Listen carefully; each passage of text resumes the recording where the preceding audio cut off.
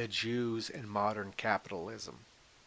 Published in 1913, Sombart takes us through the rise of modern capitalism and, more importantly, the rise and influence of Jews through capitalism.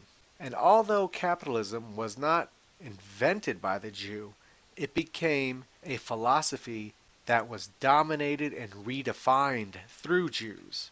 And hence, I think a fine example of this essence we call Semitism is expressed in a measurable manner. So, like any good story, we start at the beginning.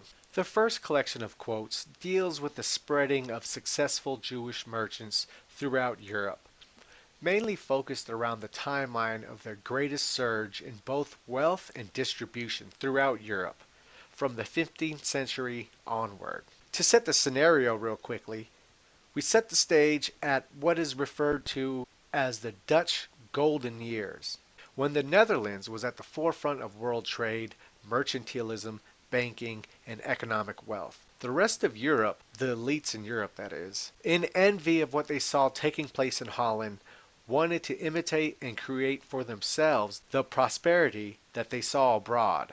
Sombart attributes Holland's rise in economics in large part to Jews, proclaiming them to be significant factors. So, if that indeed was the case, and the elites in Western Europe wanting to imitate Holland's economic success for themselves, would accordingly want to invite Jewish merchants among them, especially Jewish merchants who already developed international connections.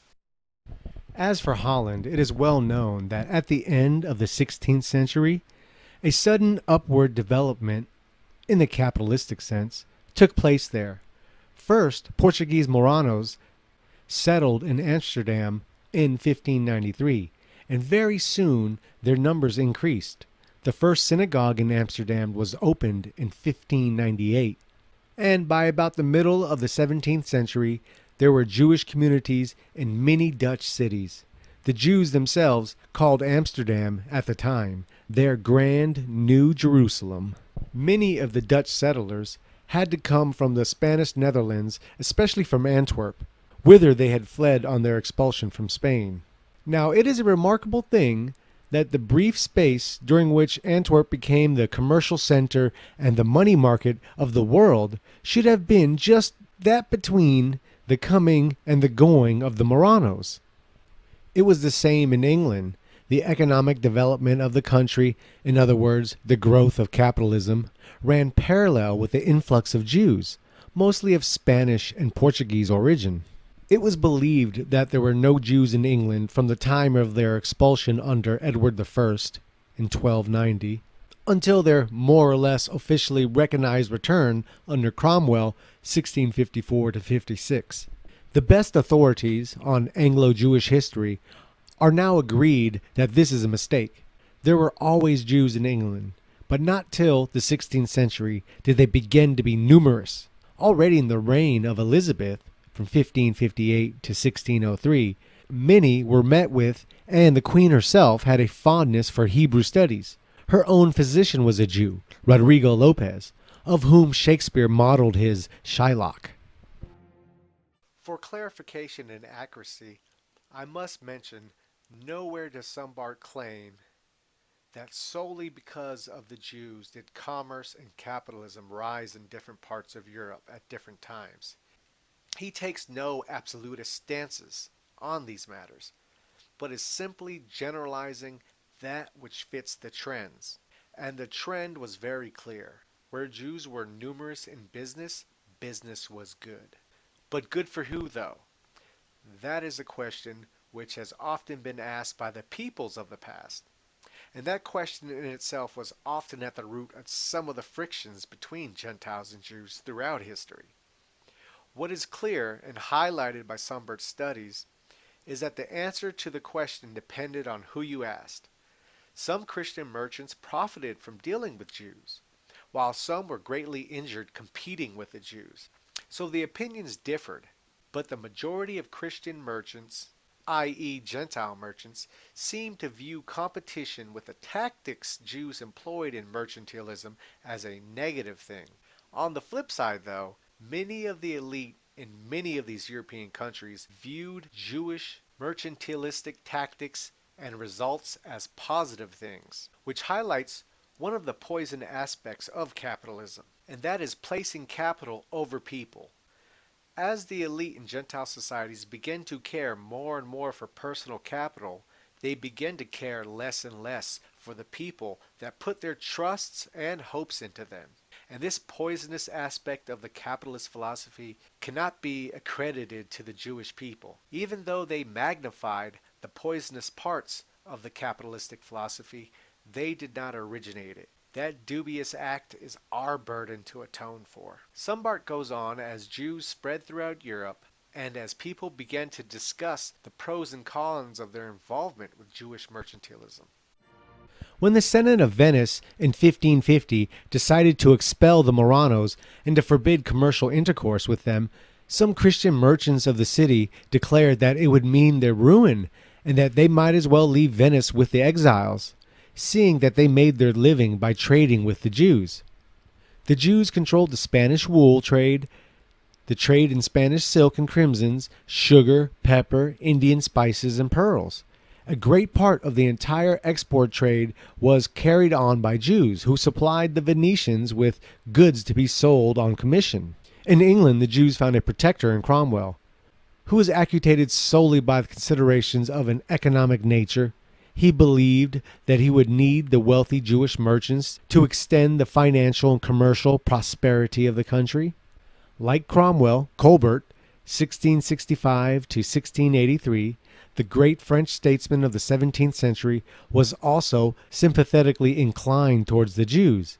And in my opinion, it is of no small significance that these two organizers, both of whom consolidated modern European states, should have been so keenly alive to the fitness of the Jew in aiding the economic, i.e. capitalistic, progress of a country. In 1675, an army of mercenaries ravaged Bordeaux, and many of the rich Jews prepared to depart. The town council was terrified, and the report presented by its members is worth quoting. The Portuguese who occupy whole streets and do considerable business have asked for their passports. They and those aliens who do a very large are resolved to leave. We are very much afraid that the commerce will cease altogether. A few years later, the superintendent of Languedoc summed up the situation in the words, "Without them, Jews, the trade of Bordeaux and the whole province would be inevitably ruined." There are many other instances mentioned in the book in regards to Gentiles having favorable views of Jewish mercantilism. But in order to not be too redundant and not to have this presentation go on longer than need be, I think these few examples will suffice. Too often, among modern Jew haters, you will see history and the Jewish question simplified and presented in a religious dogmatic manner that lives in incorrect absolutism and presents the interactions and frictions between Gentiles and Jews in a limited good versus evil spectrum, when in reality it is much more complicated than simple good and evil and innocent Goy versus malicious Jew. The trend in Europe of disagreement on whether the Jewish mercantilism was good or bad continued well into the creation of America. For example, even when leaderships of towns may not have been willing to allow Jewish immigration, they were overridden by their superiors. When the ship arrived, New Amsterdam, 17th century Dutch settlement established at the southern tip of Manhattan Island, was under the rule of Stuyvesant, who was no friend to the Jews, and who, had he followed his own inclination, would have closed the door in the face of the newcomers. But a letter dated March 26, 1665, reached him from the court of the company in Amsterdam, containing the order to let the Jews settle and trade in the colonies under the control of the company. So, even if there was resistance, which there often was, it was typically overridden by the higher ups in society, those who benefited directly from Jewish mercantilism, which once again highlights one of the poisonous aspects of capitalism, placing material wealth above blood and culture, or as Sombart so eloquently puts it. However, when speaking of these modern statesmen and rulers, we can hardly do so without preforced thinking of Jews. It would be like Faust without Mephistopheles. Arm in arm, the Jew and the ruler stride through the age which historians call modern. To me, this union is symbolic of the rise of capitalism and consequently of the modern state.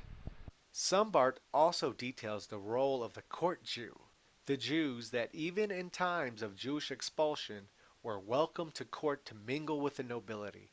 Germany, France, England, different countries, same story. Another poisonous aspect of capitalism is the creative incentive to compete and destroy your neighbor in the pursuit of capital. It was this pernicious part of the capitalistic world that the Jews exploited the best, and plays a significant role in their dominance of mercantilism and eventually led to their monopoly building. Before the major influx of Jewish merchants in the Gentile economic world, Gentiles practiced a level of economic competition that was motivated by contributing, coexisting, self-worth, and survival. The Englishman knew his neighbor was also an Englishman and had a feeling of connection, solidarity, not a desire to put each other out of business. The Jew did not share this connection. In fact, quite opposite. They viewed themselves exiled amongst an inferior people. And while the Gentile was influenced by culture and tradition, manifested by time spent together, sharing the same soil and blood, the Jew was impervious to such influence. And once again, I cannot stress enough that I, nor Sombart for that matter, speak in absolutes on this subject, just on the general trends. Did backstabbing, selfish, deceitful people in business and all other walks of life exist in places like England before Jewish arrival? Of course. And were all Jews malicious in their mercantilism? Of course not. It is important to place these things into context and avoid the tendency to speak in incorrect absolutist language.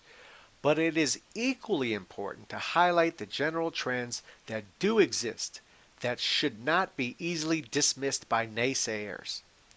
When it comes to explaining the role played by the Jews in regard to the subversions that take place in Gentile societies with their aid, I often refer to the great analogy made by Cadriano in his magnificent book For My Legionaries. A country has the Jews it deserves. Just as mosquitoes can only thrive and settle only in swamps, likewise the former can only thrive in the swamps of our sins. So once again, in many of these things, the Jew is not the creator, but the magnifier. This next selection of Sombart quotes highlights how the Jews took advantage of not only Gentile culture and nature, but the holes in the capitalistic philosophy. First, Sombart sets the scene a bit to give the reader an overall understanding of the Gentile business ethics pre-capitalist explosion. Whether as producer or as consumer, his interests determined the attitude of the community as of its units, determined the law regulating economic activities and the practices of commercial life. Every such law was personal in its intent, and all who contributed to the life of the nation had a personal outlook. Not that each person could do as he liked. On the contrary, a code of restrictions hedged about his activities in every direction. But the point is that the restrictions were born of the individualistic spirit. Commodities were produced and bought and sold in order that consumers might have their wants sufficiently satisfied. On the other hand, producers and traders were to receive fair wages and fair profits. What was fair and what for your need, tradition and custom determined. That was the medieval view. It was also the view in the early capitalistic age, i.e., pre-Judaic capitalistic age. To make excessive profit was looked upon by most people throughout the period as improper, as unchristian. The old economic teaching of Thomas Aquinas was observed. As far as what economic teachings of Thomas Aquinas Sombart is referring to, I believe it can be summed up with He said that while trade may present opportunities for sin, it is not sinful by nature. He denounced covetousness, love of profit, and avarice, but said that mercantile gain was justified when directed toward the good of others. Aquinas also said that usury, the changing of money on loans, is sinful and unnatural because money is barren and was simply invented for the purpose of exchange. So, this was the general mentality that was present when the Jews started introducing themselves in large numbers throughout the European economic world.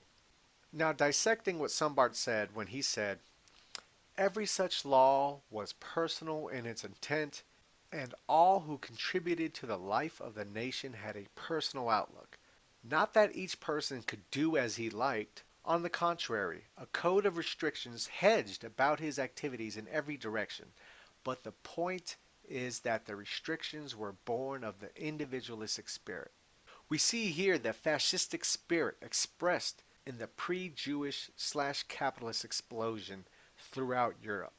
It was corporatism before corporatism, showing, as I have stated in my videos on fascism, that fascism is not only much older than claimed, but organic, despite what the advocates of individualistic, unregulated mercantilism, i.e., the modern conservatives and libertarians proclaim. Before the rise of this capitalistic era, much like fascist Italy, Gentiles had economies that placed tradition, culture, and nation ahead of individual profit.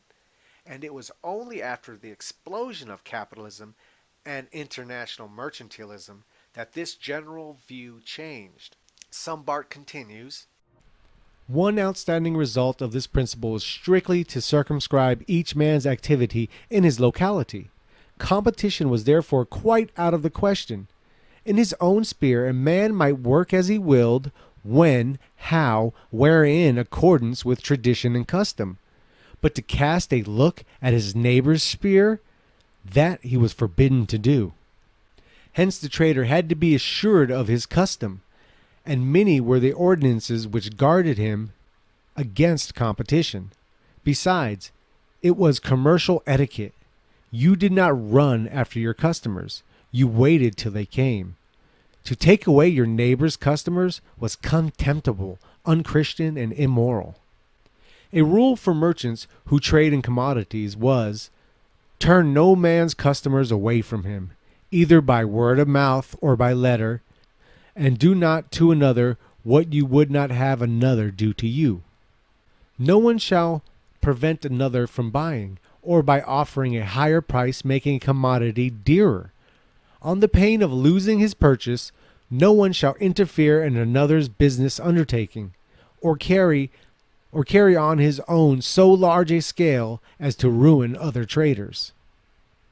To these things not permitted belonged also advertising your business and praising your wares.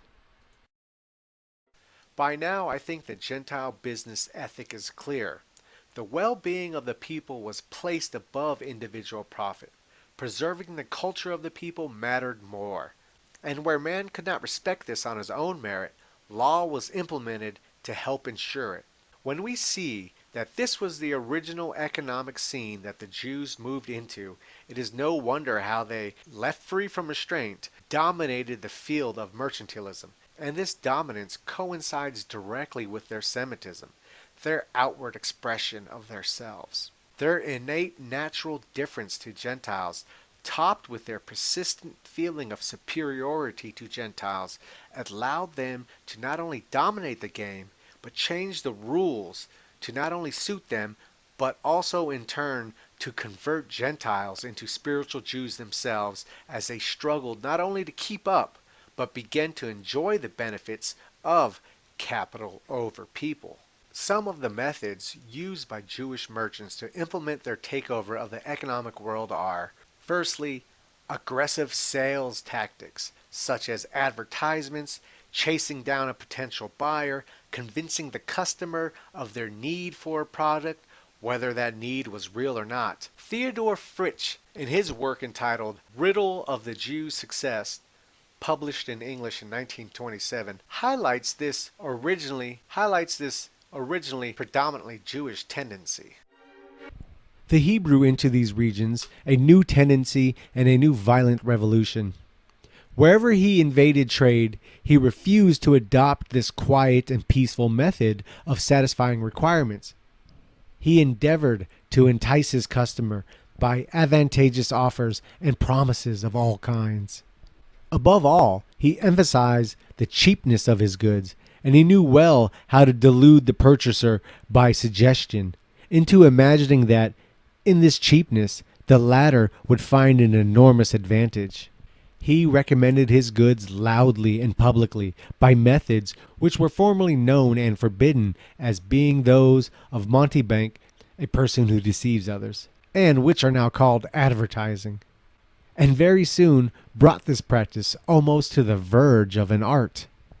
And when all these means of attracting customers proved of no avail, he went and looked for them, not only by sending out circulars and price lists, but personally by peddlers, agents, and travelers. Thus he did not wait until the requirement arose and the demand set of its own accord.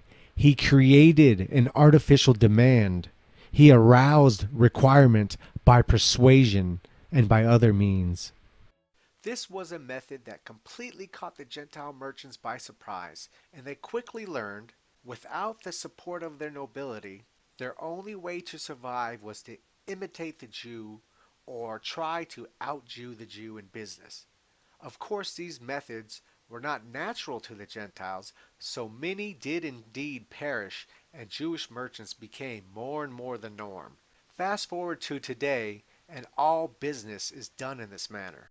We see then that the Jews, in following their business interest, gave as little heed to the barriers between the states as to those between the industries. Still less did they have regard to the prevailing code of etiquette in any industry. We have already seen how the customer chasing was looked upon in the early capitalistic age, where the Jews were continual offenders. Everywhere they sought out sellers or buyers instead of waiting for them in their shops, as commercial custom prescribed. Some of the complaints lodged against the Jews, 1647, a source of bitter weeping it is that the Jews may freely wander up and down the streets, laden with all manner of goods and cloth, like so many camels and asses, running to meet every newcomer into Frankfurt.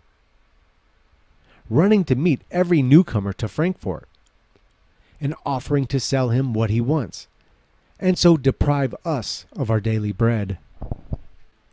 In 1635 was the petition of silk merchants who bemoaned the fact that the Jews wait about in the city outside the bounds of the Jewish quarter, in inns and wherever opportunity offers. They run through many a street, both openly and in secret. 1672, Jews go about as chapmen among the villages and in those towns and force their wares on people. Another method employed in large part by the Jews was the method of underselling competition to destroy competition. As far as Gentile economic ethics were concerned, to praise your goods or to point out wherein your business was superior to others was equally nefarious. But the last word in commercial impropriety was to announce that your prices were lower than those of the man opposite. To undersell was the most ungentlemanly. No blessing will come from harming your neighbor by underselling and cutting prices. An ordinance of 1761 proclaimed to all sundry in the French capital that to advertise that you were selling your goods at a price below the customary one must be regarded as the last resource of a merchant in difficulties, and that such an action deserved severe condemnation. In a world of economic ideas as these, the theory of just price was an organic element. Price was not something that in the formation of which the individual had a say. Price was determined for him. It was subject as subject to religious and ethical principles, as everything else in economic life. It was to be such as would make for the common good, as well of the consumer as of the producer. Different ages had their own standard for determining just price. Once again, we see the fascistic principles being expressed in a people that never heard of the term fascism. It didn't matter what religion the Gentile had or what era he was in. There was for the longest time the organic feeling of being connected with one another and that connection being worth more than simple material gain. Sombart says, "This was the world that the Jews stormed." And stormed is the proper verb for what took place. The Gentile business class did not realize until it was too late that the Jews did not live by the same principles. Terms like honor, loyalty, brotherhood, forthrightness, and other masculine virtues either had no meaning to the Jews or were not things the Jews believed in expressing among non-Jews. Gentiles were naively conditioned to think other peoples would naturally share their principles. This was a grave error that continues to this day. Jewish commercial conduct reflected the accepted point of view among Jewish traders. Hence, the Jews were never conscious of doing wrong, of being guilty of commercial immorality. Their policy was in accordance with a system which for them was a proper one. They were in the right. It was the other outlook that was wrong and stupid. It all goes back to that innate difference between Jews and Gentiles. Their starting point and their worldview is simply different than ours and naturally causes friction between the peoples. The amount of friction between the peoples depend on how the Jewish question is perceived by the people. Now, for the most part, the Jew is always aware of his own peculiarities. But it is the Gentile mass that typically remains ignorant to these peculiarities. And this ignorance leads to much more friction between the people than would be if the differences were acknowledged and addressed. And our era is not the first to deal with these issues. It has been a repeating occurrence all throughout the history of Gentile and Jewish interactions. Hilaire Belloc calls it a tragic cycle. Welcome of a Jewish colony, then ill ease, followed by acute ill ease, followed by persecution, exile, and even massacre. This followed naturally by a reaction and the taking up of the process all over again. With that said, let's get back to underselling, which was the second method we were speaking about. To intercept travelers on their way, to sing the praises of your wares, that was only one side of the game of catching customers. It was supplemented by another which consisted in so decking out the goods for sale as to attract people. In this art the Jews were great adepts. Nay, more, there is sufficient evidence that they were the first to stand up for the general principle that it is the right of every trader to carry on his business in such a way as will obtain for him as much of the available customers as possible, or by creating new demands will increase the circle of buyers. The Jew undersells. The Jew spoils prices. The Jew tries to attract customers by low prices. That was the burden and the complaints heard in the 17th and 18th centuries, wherever the Jew did business. The General Prussian Edict of 1750 takes cognizance of it. The merchants of our towns complain that the Jewish traders who sell the same goods do them great harm, because they sell at a lower price. In the supplication of the Augsburg wholesale merchants against the admission of the Jews, 1803, we may read that the Jews understand how to derive advantages from the general depression of trade. They obtain goods from people who need money badly at shameful prices, and then spoil the market by selling them at a cheaper rate. The Jews were innovators of the pawn shop, which still thrives to this day. Outside of simply using the method of underselling, the Jew was still at an advantage because he could afford to undersell long enough to run his competitors, i.e., his neighbors who welcomed him into his country, out of business. He was able to do so for different reasons, as Sombart explains. Firstly, many of the merchants came into the country with money. Secondly, they had already international connections with their cousins and kin who in turn would provide favorable prices to their Jewish brethren. Thirdly, Jewish loyalty to each other over the Gentile made sure they worked together in buying and selling whenever it came to competition against the Gentile. And lastly, their aggressive sale tactics and use of advertisement, all which played factors into their ability to survive while underselling their opponent out of business. This leads us to their next method of economic attack, that being monopoly. Throughout the years, all the way to this very day, Jews have used monopolies not only to bankrupt Gentile businesses, but to promote and progress their people and, more importantly, their view and essence. The first colonies in South America and America were at their very early foundations already fertile grounds for Jewish monopolies.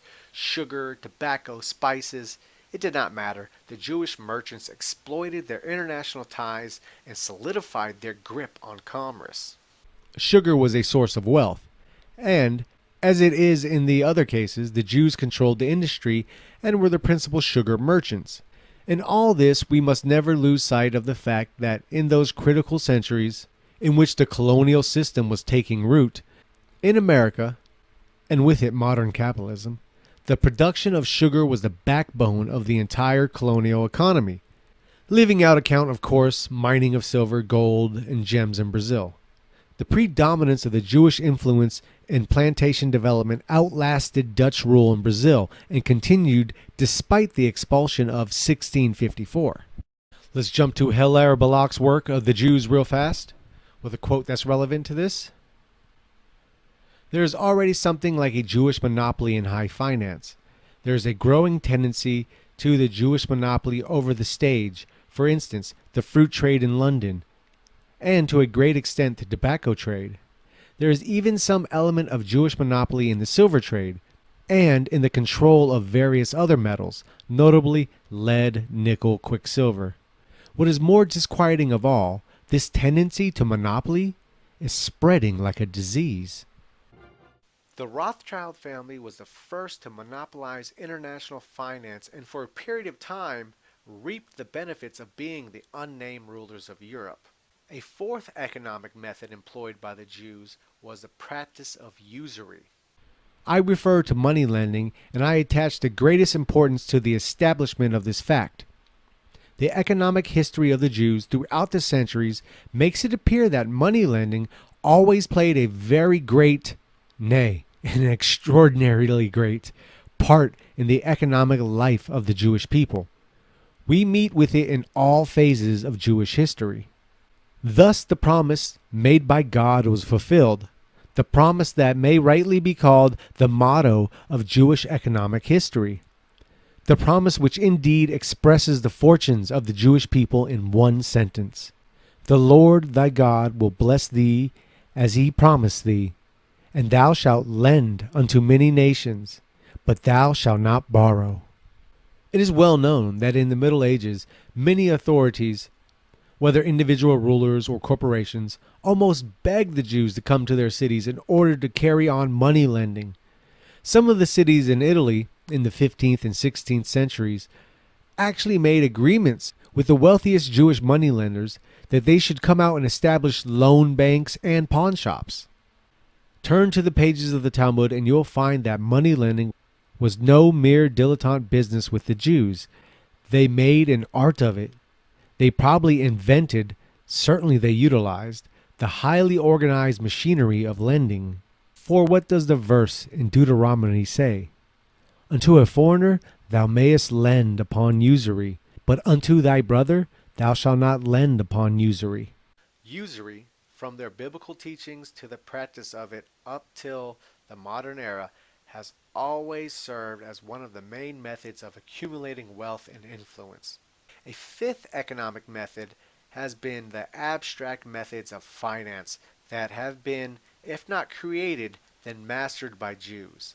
Banking, the stock market, loans, securities, stocks and shares, banknotes, public debt, bonds, all offer a means to turn physical capital into abstract speculation and interest, and in turn into profit. This art of swindling through imaginary numbers is not only used in the world of numbers, it's also today used in the world of words, as many of the words have taken on abstract meanings too.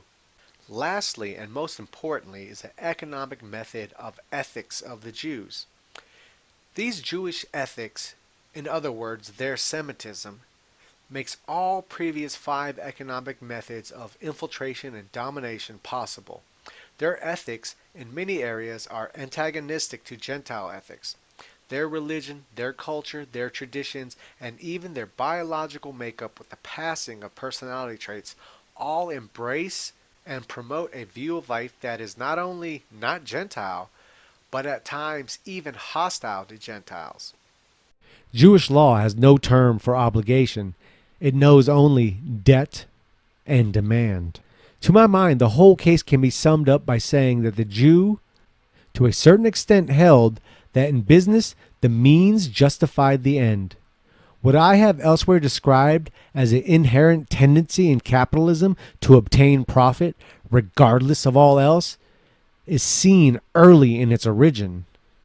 Once again, there is no ethics in capitalism outside of if it sells, it's good, if it doesn't sell, it's bad. Let me avow it right away. I think that the Jewish religion has the same leading ideas as capitalism. I see the same spirit in the one as the other. The traces of the peculiar circumstances which gave it birth are still visible in the Jewish religion. In all of its reasoning, it appeals to us as a creation of the intellect, a thing of thought and purpose projected into the world of organisms mechanically and artfully wrought, destined to destroy and to conquer nature's realm, and to reign itself in her stead. Just so does capitalism appear on the scene, like the Jewish religion, an alien element in the midst of the natural created world. Like it, too, something schemed and planned in the midst of teeming life. The sheaf of the salient features is bound together in one word: rationalism. Rationalism is a characteristic trait of Judaism as of capitalism. The Jewish religion knows no mysteries, and is perhaps the only religion on the face of the globe that does not know them. The whole religious system is in reality nothing but a contract between Jehovah and his chosen people. A contract with all its consequences and all its duties. God promises something and gives something, and the righteous must give him something in return. The oldest form of Judaism knows nothing of another world, so weal and woe can come only in this world. The rationalization of Jewish life by the Jewish religion, if it did not actually produce the Jewish capacity for capitalism, certainly increased and heightened it. The Jew certainly sees remarkably clearly, but he does not see much. He does not think of his environment as something alive, and that is why he has lost the true conception of life, of oneness, of its being an organism, a natural growth. The Jew's whole being is opposed to all of that usually understood by chivalry, to all the sentimentality, knight-errantly, feudalism, patriarchalism. Politically, he is an individualist. A constitutional state in which all human intercourse is regulated by clearly defined legal principles suits him well. He is the born representative of a liberal view of life in which there are no living men and women of flesh and blood with distinct personalities, but only citizens with rights and duties. The entire universe, in the Jew's eyes, is something that was made in accordance with a plan. This is one of the differences between Judaism and heathenism. As Heine saw long ago, they, the heathens, all have an endless eternal past, which is in the world and develops with it by the laws of necessity. But the God of the Jews was outside of the world, which he created with an act of free will. Liberalism we have shown to be a near relative of Judaism, and so we have the kindred trio of capitalism, liberalism, and Judaism. There is a lot to digest in that last section of quotes, but just to summarize a bit, The Jew holds a different perspective of the world, that perspective differing from Gentiles, differing in religion, spirituality, concepts of nature, of life and death, and dealings with nature and people, differing in ethics. All of these innate differences have been pontificated on by numerous Gentile and Jewish thinkers over and over again throughout known history. But yet, the vicious cycle of ignorance still continues, as today most people do not understand these innate differences and how they conflict with each other. We are currently in the stage where anti-Semites are ridiculed and mocked. But I feel we are nearing the end of that phase and are heading into the phase where educated anti-Semites will be violently opposed and oppressed, which, if we learn anything from history, will be followed by a period of accepted anti-Semitism and Jew hatred and even Jewish scapegoating. This cycle only repeats because the common Gentile is ignorant until he is not, and the Jews refuse to discuss our natural frictions with each other on an equal and honest plane. As David Irving had once pointed out, the Jews refuse to even ask themselves why were they holocausted. And I think this mentality feeds into their feeling of self-superiority over Gentiles. That, in their mind, of course, it cannot be anything that they have done. It always has to be something that the Gentiles have done. When in reality, when looking back at history, when examining these instances, we see anti-Semitism is for most part a reaction to Semitism, and the hostilities that eventually come to surface against the Jews are results of Jews refusing to have discussions on an adult level about the innate differences and about their inability to respect the cultures and traditions that invite them into their communities. There will be people that say Werner, Sombart, and anti-Semites like myself are just complaining about the Jews' superiority in business, and that it is no more than a case of mere envy that motivates these complaints. But that could not be further from the truth. For instance, if we were all playing a game of soccer, and we all had agreed upon the rules of soccer, where the hands could only be used in special situations, and after the game had started, and we mostly played by the rules, and the refs enforced the penalties on people who broke the rules when needed, we would all agree we were playing soccer and following the rules of soccer. But then a people who enter the game well after it was started start using their hands whenever they choose, and have no problem doing so because that's how they play soccer where they come from. Of course, they would start scoring more goals than the people who still played by the original agreed upon rules. And even worse, when the people who played by the original rules looked to the refs for assistance, the refs were too busy counting their bribe money to actually enforce the rules and protect the integrity of the game. So the players who wanted to still compete in the game would have to resort to using their hands too, even though they were not accustomed to playing that way or as good at playing that way as the newcomers who have been playing that way for millennia. The players who continue to play with their feet only would be left behind, and the players who adapted and used their hands had a better chance of not beating the newcomers, but staying at least ahead of the other players. So the disappointment and complaints does not come from them being better at the game, but from changing the game to not only give themselves the better results, but destroying the integrity of the whole game itself.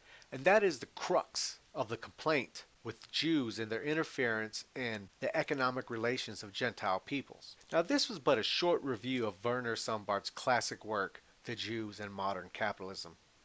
We have only but scratched the surface of the concepts and history of Jews and capitalism in this video. I highly recommend that anyone interested in the topic pick up the book, which is very well researched and sourced for the benefit of the reader.